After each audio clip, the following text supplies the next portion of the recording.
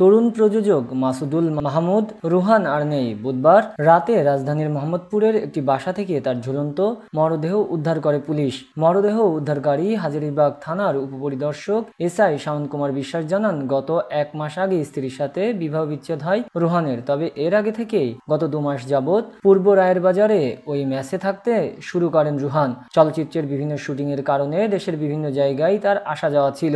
যখন ঢাকায় ফিরতেন তখন ওই মেসে গিয়ে থাকতেন।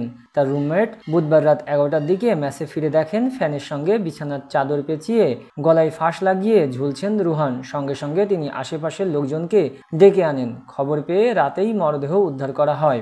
তিনি আরও জানান, প্রাথমিকভাবে জানা গেছে স্ত্রীর সাথে বিচ্ছেদ এবং পারিবারিক বিভিন্ন কারণে হতাশাগ্রস্ত হয়ে গলায় ফাঁস দিয়ে আত্মহত্যা করেছেন তিনি। তবুও বিস্তারিত তদন্ত করে দেখা হচ্ছে। এছাড়া ময়না তদন্তের প্রতিবেদন পেলে মৃত্যুর কারণ নিশ্চিত হওয়া যাবে। এদিকে ঢাকা মেডিকেল মর্গে মৃত রুহানের খালাতো ভাই মঞ্জুরুল হাসান অলি জানান, গত 2 থেকে আড়াই বছর আগে বিয়ে করেন রুহান। স্ত্রীকে নিয়ে রায়ের বাজার শেরেবাংলা রোডে থাকতেন। তবে মাসখানেক আগে তাদের বিচ্ছেদ হয়ে যায়। এরপর থেকেই হতাশাগ্রস্ত ছিলেন রুহান। ডিভোর্সের কিছুদিন আগ থেকে ম্যাচে থাকা শুরু করেন। গত রাত 1টার দিকে রুহানের সহকর্মীদের মাধ্যমে তার মৃত্যুর খবর শুনতে পান তারা। রুহান ফাঁস দিয়ে আত্মহত্যা করলেও তাকে মানসিকভাবে নির্যাতন করা হয়েছে কিনা সেই বিষয়ে সন্দেহ পোষণ করেন তিনি।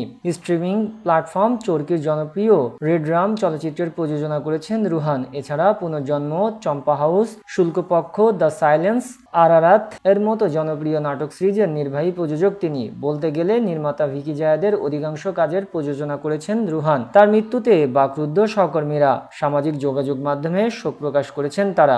প্রসঙ্গত, মাসুদুল মাহমুদ রুহানের বাড়ি রংপুরে। পড়াশোনা করেছেন সেখানকার পুলিশ লাইন্স স্কুল অ্যান্ড কলেজে। প্রযোজনার পাশাপাশি পরিচালনাতেও যুক্ত ছিলেন তিনি। বানিয়েছেন উস্কানি নামের একটি স্বল্পদৈর্ঘ্য চলচ্চিত্র।